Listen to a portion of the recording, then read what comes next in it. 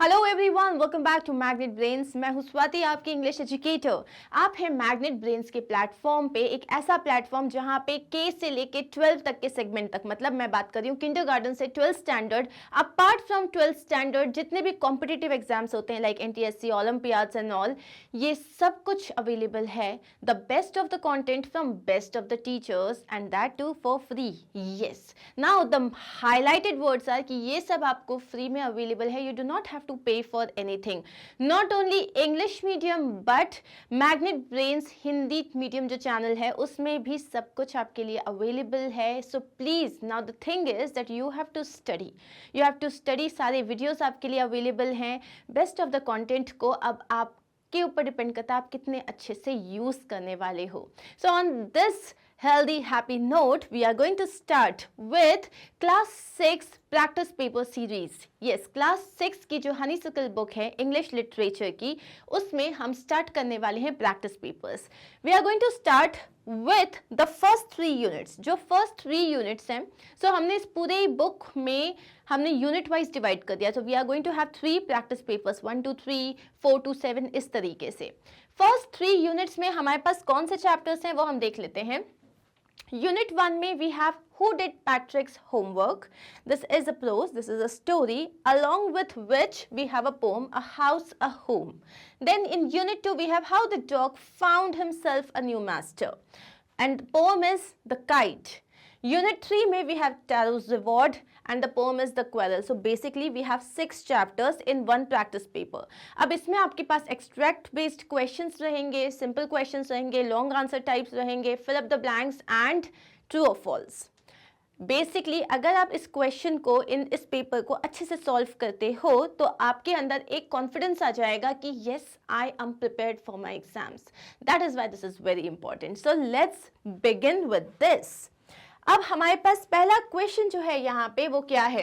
What was पैट्रिक्स wish. What was Patrick's wish? Patrick का सबसे ज़्यादा उसको क्या चाहता था. वो चाहता था कि कोई उसका होमवर्क कर दे because he used to hate doing his homework. So Patrick hated homework, doing homework. His greatest wish was that the little man should do all his homework till the end of the session. Okay? So अगर आप लोगों ने इन chapters के explanation नहीं देखे हैं तो पहले तो आप उसका एक्सप्लेनेशन, क्वेश्चन आंसर सब कुछ देख लीजिएगा क्योंकि हर कुछ ऑलरेडी कवर्ड है. This is only the practice paper जिसमें मैं आपको क्वेश्चंस दूंगी. Also I am going to give you the solution ताकि कोई डाउट ना रहे. Okay?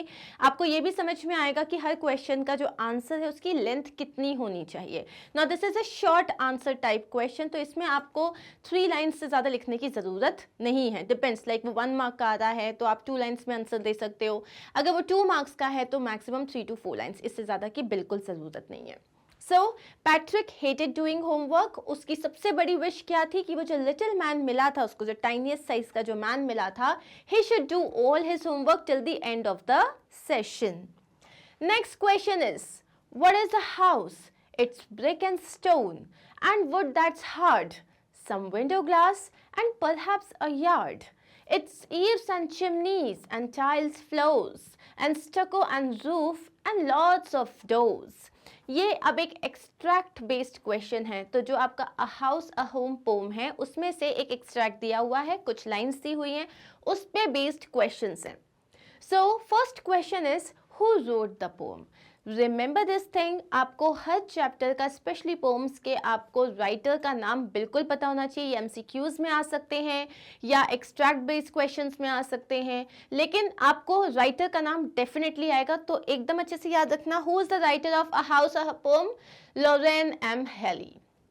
Lauren M Halli is the writer of the poem. Okay? Second question जो है, what are the basic elements to build a house. What are the basic elements to build a house? Now you do not have to do any rote learning here. आपको कुछ रटने की ज़रूरत नहीं है क्योंकि see, look at your extract. So you have window glass and then eaves, chimneys, tiles, floors, stucco, roof, doors. ये सारी चीज़ें दी हुई हैं तो बस आप इन्हीं को लेके अपना आंसर फॉर्म कर सकते हो. The answer is the basic elements to build a house are brick, stone, wood and cement. इसके अलावा ये सारी चीज़ें, क्योंकि आपको पता है डोर किससे बनेगा, वुड से. घर किससे बनेगा, सीमेंट से, ब्रिक से, मोटार से. This is what you have to write. Okay? What are the accessories required for a house? अब accessories मतलब ये होता है जो आपने wood से क्या बनाया, windows बनाए, doors बनाए, brick से क्या बनाया, walls बनाए, तो ये सारी accessories हो जाती है, yard होता है और front door होता है, all those things.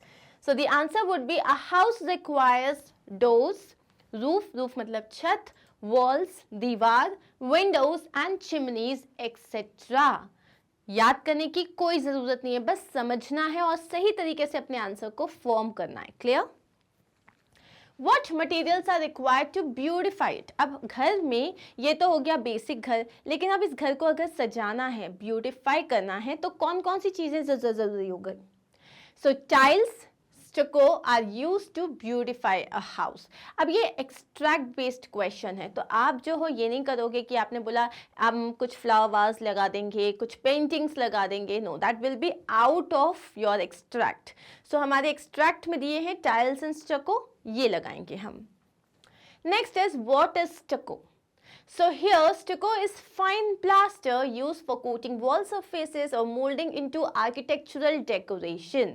Stucco क्या है? ये एक प्लास्टर होता है जो किस चीज के लिए यूज होता है? वॉल सरफेस पे कोट करने के लिए, ताकि आप जो है अच्छे तरीके से बाद में डेकोरेट कर सको उसको. मतलब एक जो होता है जहां आप पुट्टी करते हो, जहां बहुत अच्छे से उसको प्लेन कर देते हो, वरना वो कैसा दिखेगा? बहुत ही अनइवन दिखेगा. Why did the dog feel the need for a master? अब ये जो हमारा एक्सट्रैक्ट बेस्ड क्वेश्चंस थे खत्म हो गए. नेक्स्ट क्वेश्चन है Why did the dog feel the need for a master? Dog को एक मास्टर की जरूरत क्यों थी? चैप्टर आपने पढ़ा हुआ है, इसका आंसर आपको पता है क्यों थी उसको जरूरत. The dog was sick and tired of going about alone in search of food. Sick and tired का मतलब क्या होता है? बोर हो जाना, परेशान हो जाना. रोज रोज एक ही काम करने से आप सिक एंड टायर्ड हो जाते हो. इसका मतलब बिल्कुल नहीं है कि वो बीमार था और थका हुआ था. Please remember this thing. The dog was sick and tired. जैसे कि बहुत कोई आपसे रोज लड़ाई करता है तो आप क्या बोलोगे? Oh, I am sick and tired of your fights. Understood? So the dog was sick and tired of going about alone in search of food. उसको रोज रोज अपने लिए अकेले खाना ढूंढने जाना बहुत ही ज्यादा परेशानी का काम लगता था. And he did not feel safe. Plus security भी नहीं थी. उसको लगता था कोई उस पर अटैक कर देगा, कोई उसे मार देगा. So he decided to have a master. तो उसने सोचा कि मेरे पास कोई ऐसा मास्टर होना चाहिए जो एक्सट्रीमली पावरफुल हो, सबसे ज्यादा पावरफुल हो, ताकि ना मुझको अपने लिए खाना ढूंढने का परेशानी हो और ना ही मुझे ये दिक्कत हो कि कोई मुझ पे अटैक कर देगा. Clear? When does the kite lose its beauty? Kite अपनी ब्यूटी को कब खो देती है? This is from the poem kite. Come on tell me, kite अपनी ब्यूटी को कब खो देती है? जब वो कहीं अटक जाती है. Simple. When it is flying up in the air तो वो बहुत अच्छी दिखती है, लेकिन कहीं पेड़ में अटक गई, कहीं खंबे में अटक गई, कहीं वायर्स में अटक गई तो क्या होता है? वो फट जाती है, उसकी ब्यूटी खत्म हो जाती है. सो हम क्या लिखेंगे इसका answer? The kite loses its beauty and shine when it gets trapped in the branches of a tree. जब वो किसी ट्री के ब्रांचेस में ट्रैप हो जाती है, फंस जाती है, तब वो अपनी ब्यूटी को लूज कर देती है. Next is Why did the villagers want to drown taro? Villagers जो थे तारो को डुबा देना क्यों चाहते थे? वो लोग चाहते थे कि इसने हमें इतना परेशान किया, इसको तो मार ही डालो, इसको डुबा दो. ऐसा क्यों चाहते थे वो लोग? क्यों? क्या हुआ था? तारो ने सबको क्या बताया था? सेक मिल रहा है, एक पूरा वाटरफॉल है सेक का एंड ऑल दीज थिंग्स. लेकिन जब लोगों ने देखा तो वो सिंपल पानी था, तो they got extremely upset. So the villagers wanted to drown Taro because they thought he had tricked them. So इसका हम सिंपल आंसर क्या लिखेंगे कि विलेजर्स ने सोचा कि मतलब उन्होंने डिसाइड किया कि वो तारों को डुबा के मार देंगे, बिकॉज उनके हिसाब से तारों ने उन्हें ट्रिक किया था, उनको उनका मतलब मजाक बनाया था, उनको जो है उल्लू बनाया था. नाउ दिस इज फॉर 1 और 2 मार्क्स का आंसर. लेकिन अगर इसी आंसर को आपको इलैबोरेट करके लिखना है तो आप क्या बताओगे? आपको थोड़ी सी बैकग्राउंड स्टोरी देनी पड़ेगी. तब आप बताओगे the villagers wanted to drown Taro because Taro had told them about the sake and they thought that they will, like, once they reach the waterfall they will get a lot of sake, but as they reached it was plain water and they thought that Taro had tricked them. That is why they were upset with him and wanted to drown him. इस तरीके से अगर आप answer लिखोगे तो आपको definitely 3 marks का 2 marks का आंसर के लिए this will be more than sufficient. This is only a 1 mark question. Remember this thing. Okay. Why did the afternoon turn out to be black? जो आफ्टरनून थी, why did it turn out to be black? So ये हमारी pome quarrel का है, जहाँ पे एक भाई बहन के बीच में झगड़ा हो जाता है. Now here the answer is the afternoon turned out to be black because the poet and her brother were in a bad mood. Afternoon कभी black नहीं हो जाती. It is like your mood. When you're really upset, तो क्या होता है, आपको हर चीज़ dark दिखने लग जाती है. Like not actual, ऐसा नहीं है कि ये रूम अभी डार्क हो जाएगा अगर मेरा मूड ऑफ हुआ तो. इसका मतलब you feel the darkness inside your heart. तो जब आपका किसी से झगड़ा हो गया, सपोज आपने अपने बेस्ट फ्रेंड से झगड़ा कर लिया, या आपकी मम्मा ने आपको डांट दिया, then you won't have a smile on your face. No light, only darkness. This is that darkness. The afternoon turned black matlab it turned gloomy, it turned sad. Why? Because both the sister and the brother, they had quarreled and they were in a bad mood. Understood? Who do you think did Patrick's homework? The little man or Patrick himself? Give reasons for your answer. Now these are your long answer type questions. ठीक है? तो तुम्हारे हिसाब से Patrick का homework किसने किया था? उस लिटिल मैन ने किया था या पैट्रिक ने खुद किया था? What is the answer? It was not the little man, but Patrick himself had done his homework. उस लिटिल मैन ने पैट्रिक का होमवर्क नहीं किया था, पैट्रिक ने खुद का होमवर्क खुद किया था. As little man did not know anything in English, maths and human history. So उसको जिसमें होमवर्क में हेल्प चाहिए थी, जैसे इंग्लिश में, मैथ्स में या ह्यूमन हिस्ट्री में, उसे कुछ नहीं आता था. So Patrick had to consult dictionary, guide him with maths and help him to read too. तो अगर इंग्लिश के क्वेश्चंस करने के लिए पैट्रिक ने उसको डिक्शनरी के साथ हेल्प किया, मैथ्स के लिए उसने गाइड किया, एडिशन कैसे करते हैं, सब्ट्रैक्शन कैसे करते हैं, division, multiplication. Similarly human history के लिए उसने उसको रीड करके हेल्प किया. He stayed up at nights and worked hard. वो रात भर जागा, उसने काफ़ी मेहनत करी. Therefore, it was Patrick who did the homework. इसीलिए पैट्रिक ने अपना होमवर्क खुद किया था. It was not the little man. उसने सिर्फ एक अप्रोच दी थी कि हाँ मैं कर रहा हूँ, लेकिन पूरी मेहनत किसने की थी? पैट्रिक ने. So who did the homework? Patrick did his homework himself. Clear? Now next question is differentiate between a house and a home on the basis of the poem. एक घर और एक मकान के बीच का डिफरेंस बताइए पोम के ऊपर बेस्ड. मतलब पोम में जो समझाया है उस विजडम के बेसिस पे आपको एक हाउस और एक होम के बीच में डिफरेंशिएट करना है. So आंसर देख लेते हैं. A house is a structure made up of bricks and stones. It has windows, doors, chimneys and a roof. House एक स्ट्रक्चर होता है, मकान सिर्फ एक स्ट्रक्चर होता है जिसमें दीवारें होती हैं, रीफ होती है जो ब्रिक्स, मोटा, सीमेंट का बना हुआ होता है. On the other hand, a home is a place where family members live together selflessly. और दूसरी जगह होम, घर एक ऐसी जगह होती है जहाँ पे फैमिली मेम्बर्स जो हैं एक दूसरे के साथ सेल्फलेसली रहते हैं, मतलब अनकंडीशनल लव के साथ रहते हैं. वो एक दूसरे का ख्याल करते हैं, एक दूसरे के लिए काइंडनेस शो करते हैं, उनको सपोर्ट करते हैं. And that is what a home is. They love and care for each other. जो हाउस होता है उसमें लोग नहीं होते. हाउस होता है, स्ट्रक्चर को हाउस कहते हैं, लेकिन जहाँ लोग रहते हैं, एक फैमिली रहती है, उसे घर कहते हैं. Clear? Next is give the list of the animals the dog agreed to accompany and serve. Why did it reject them all? अब हमको यहाँ पे बताना है कि डॉग ने किस किस को अपना मास्टर बनाया और उसने उन लोगों को रिजेक्ट क्यों कर दिया. So the answer is the dog set out in search of his protector or master. Dog search में किसकी निकला कि भैया मुझे एक master चाहिए. He first met a wolf. It was afraid of the bear. So bear. लेकिन उसको सबसे पहले एक भेड़िया मिला, एक wolf मिला. उसको लगा ये बिल्कुल सही है, इसको बनाता हूँ मैं अपना master. But it was afraid of the bear. लेकिन उसको भालू से डर लगता था. The dog then asked the bear to be his master. तो उसने बोला bear को आप मेरे master बन जाओ. But the bear fled on seeing a lion. लेकिन जैसे उस बेयर ने एक लायन को देखा तो वो वहां से भाग खड़ा हुआ. फ्लेड का मतलब होता है भाग जाना.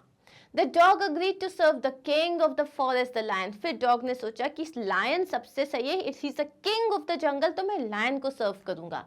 But one day the lion also showed his fear of man. लेकिन एक दिन लायन ने भी क्या शो किया कि उसको आदमी से डर लगता है, ह्यूमन से डर लगता है. So the dog said goodbye to lion and accepted man as his master. तो डॉग ने लायन का भी साथ छोड़ दिया और उसने फाइनली ह्यूमन बींग्स को, मैन को अपना मास्टर बनाया. He is man's loyal servant till this day. और आज तक वो मैन को लॉयली सर्व कर रहा है. मतलब वो उसका जो है, उसने उसको आज भी बहुत ही ज़्यादा दिल से अपना मास्टर माना हुआ है, उन्हें सर्व कर रहा है. बहुत ही इसी आंसर है. Clear? Explain how does the poet describe a kite? Poet ने एक काइट को कैसे डिस्क्राइब किया हुआ है? Here, the poet expresses the beauty of a kite when it flies too high in the sky. इस पोम में पोएट ने काइट की ब्यूटी को बताया है जब वो एकदम high up in the sky जाती है. A kite looks bright when it is new. जब वो नई होती है तो एकदम bright and beautiful लगती है. It snaps the tail with a dive and a dip. और उसकी जो उसकी जो tail होती है वो ऐसे जो kite जब ऊपर move कर रही होती है तो उसकी dive करती है, dip करती है. The poet compares a kite with a ship that shows only a sail. So यहाँ पे poet जो है kite को एक ship से compare कर रहे हैं, जो जैसे एक शिप सेल करती है वैसे एक काइट सोर करती है, मतलब ऊंचा उड़ती है. It move fast when the wing blows strongly. So यहाँ पे हम एक काम करते हैं, यहाँ पे हम लिख देते हैं s. Okay, it moves fast because हम सिंपल प्रेजेंट टेंस का यूज कर रहे हैं. It moves fast when the wind blows strongly. जब हवा बहुत जोर से ब्लो करती है तो बहुत फास्ट जाती है आपकी kite. But it also falls when the wind slows down. लेकिन जैसे ही हवा रुक जाती है तो वो नीचे आ जाती है. A kite gets firm when it gets stuck on the top of a tree and it becomes unable to see that again. So a kite gets firm. एक काइट रुक जाती है. कब रुक जाती है? जब वो अटक जाती है, जैसे किसी पेड़ पे अटक जाती है या कहीं पे खंबे में अटक जाती है और फिर वो वापस नहीं उड़ पाती. अनलेस आप पेड़ पे चढ़ो और बिना उसे फाड़े निकाल दो, लेकिन that is not to be mentioned. Next question क्या है? How does the reward given to Taro encourage others? तारो को किंग ने जो रिवॉर्ड दिया उससे बाकी लोगों को कैसे एनकरेजमेंट मिलता है? The answer is by reading the inspirational stories of achievers, the sensitive emotions of the reader are touched. Readers are touched. मतलब जब हम कोई भी स्टोरी सुनते हैं, पढ़ते हैं, जहाँ पे हमको लगता है कि अच्छा काम करने से अच्छी चीज़ें मिलती हैं आपको, तो हम मोटिवेट हो जाते हैं. हमारे जो सेंटिमेंट्स होती हैं, हमारी जो भावनाएं होती हैं, वो टच्ड हो जाती हैं.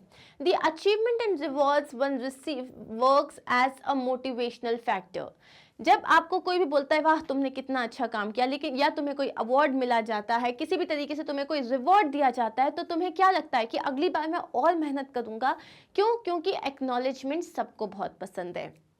As Sheikh from foundation was rewarded to Taro only and later the emperor gave him money and also named the fountain after Taro. So यहाँ पे क्या है, वो बोल रहे हैं कि जो सेक फाउंटेन से जो सेक आ रहा था, सो उसको तारो को रिवॉर्ड किया गया और उसको तारो के नाम पे उसका नाम भी रखा गया, उसको पैसे भी दिए गए. Such accomplishment of Taro would last forever in mind of his listeners. तारो का बेसिकली यहाँ पे क्या है, ये जो sake from fountain was rewarded to Taro only and letter. इसका मतलब ये देखो, तारो जो है अपने पेरेंट्स के लिए इतना ज़्यादा वो उनका इतना ख्याल रखता था, वो इतना ओबीडियंट था कि एक तरीके से किंग ने क्या बताया कि अगर आप अपने पेरेंट्स के लिए, अपने बड़ों के लिए इतनी ओबीडियंस रखते हो तो आपको हमेशा रिवॉर्ड मिलता है. Clear? Next is, what was the quarrel about between the brother and his sister? How did they become friendly again? तो दोनों के बीच में किस बात में झगड़ा हुआ था, सिस्टर और ब्रदर के बीच में? It is common for brothers and sisters to quarrel. भाई और बहन का लड़ना एकदम आम बात है, बहुत कॉमन है. Many a times they don't know the point of disputes. कितनी बार तो बिना बात के झगड़ा हो जाता है. डिस्प्यूट मतलब झगड़ा. But their quarrel does not last long. लेकिन कौन से भाई बहन है जो आपस में झगड़ा करके बहुत टाइम तक एक दूसरे से खफा रहते हैं, गुस्सा रहते हैं? ऐसा तो होता नहीं है. One day the narrator quarrelled with her brother for no valid reason. एक दिन जो हमारी नरेटर थी, उन्होंने अपने भाई से झगड़ा किया बिना किसी बात पे. Both stuck firmly to their claim of being right. और दोनों के दोनों अपनी बात पे अड़े रहे कि मैं सही हूँ. They began to hate each other. वो दोनों बोलने लगे बस अब इससे बात ही नहीं करनी है, नफरत करने लग गए.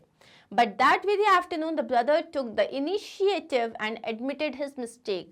लेकिन दोपहर में ही वो जो ब्रदर था उसने बोला मेरी गलती थी, उसने अपनी गलती मानी, एडमिट किया और इस पूरे जो फाइट था उसको खत्म कर दिया. Thus they patched up and forgot their bitterness. तो उन दोनों की वापस जो थी कट्टी से पुच्ची हो गई और उनकी जितनी भी बिटरनेस थी, उनके अंदर जो कड़वाहट आ जाती, जब आप किसी से झगड़ा करते हो तो आपके अंदर अच्छी फीलिंग तो नहीं होती है, एक कड़वी सी फीलिंग होती है, तो वो कड़वी फीलिंग चली गई.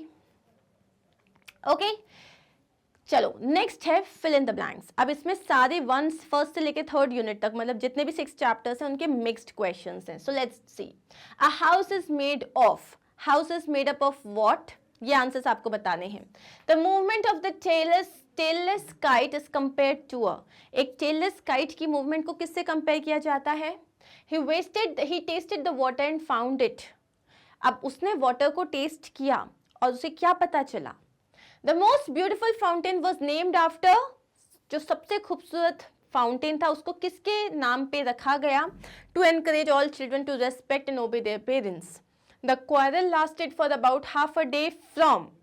So the answers are: a house is made of hard bricks, stone and wood. Clear? The movement of the tailless kite is compared to a ship with a sail. जो ship जिसमें cell लगा हुआ आता है, जैसे कि ये अगर आपका शिप है तो ये जो कपड़ा लगा होता है उसको सेल कहा जाता है. He tasted the water and found it delicious. The most beautiful fountain was named after Taro. The quarrel lasted for about half a day from afternoon till it was dark. मतलब दिन से लेके शाम तक ये झगड़ा चला. ओके अब आते हैं हम नेक्स्ट. स्टेट ट्रू और फॉल्स. आपको बताना है कि सेंटेंस करेक्ट है या नहीं है.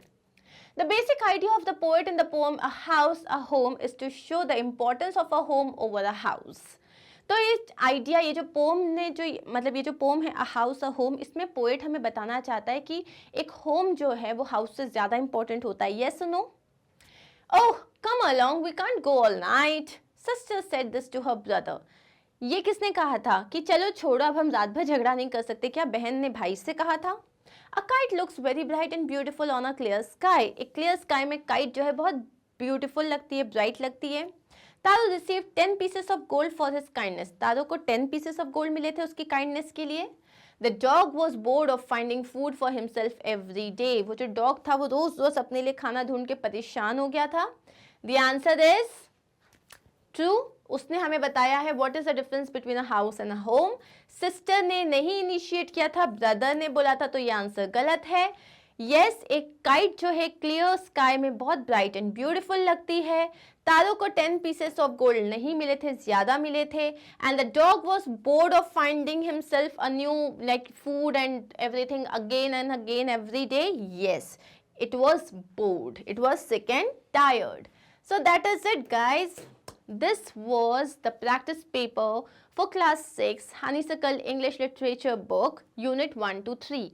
जो हमारा next video आएगा उसमें we are going to start with class मतलब यूनिट 4 to 7 के प्रैक्टिस पेपर. मतलब again we have got 6 chapters जिसके हम प्रैक्टिस क्वेश्चंस देखेंगे. सो जो क्वेश्चंस आपके एग्जाम में आ रहे हैं, जो चैप्टर्स आपके एग्जाम में आ रहे हैं, मेक श्योर कि आप इसको एक बार ट्राई जरूर करो. आपका कॉन्फिडेंस लेवल डेफिनेटली जो है बिल्डअप हो जाएगा. एंड अगर कोई डाउट होते हैं you can always ask. So once again thank you for being with me. Here we are done. अब रिमेंबर दिस थिंग कि हियर वी आर डन. जो अभी आपको मैंने नेक्स्ट दिखाया वो हम नेक्स्ट वीडियो में कवर करेंगे. मैग्नेट ब्रेन्स की जो वेबसाइट है विच इज़ magnetbrains.com, आपको वहाँ पे ये सारे चैप्टर्स जो एक्सप्लेनेशन मैंने आपको बताया, समरी, क्वेश्चन आंसर्स, ये सब कुछ बहुत ही परफेक्ट तरीके से सीक्वेंस ऑर्डर में जो है मिल जाएंगे. The only thing that you have to do is visit our website magnetbrains.com और वहाँ पे जाके आप क्लास सब्जेक्ट जैसे ही सिलेक्ट करोगे आपके सामने ऑप्शंस आ जाएंगे. Now you have everything served in a platter. ठीक है, आपको बस सिलेक्ट करना और वीडियो स्टार्ट हो जाएगा. Don't have to find anything. Thank you so much once again. I will see you soon. Take care. Bye.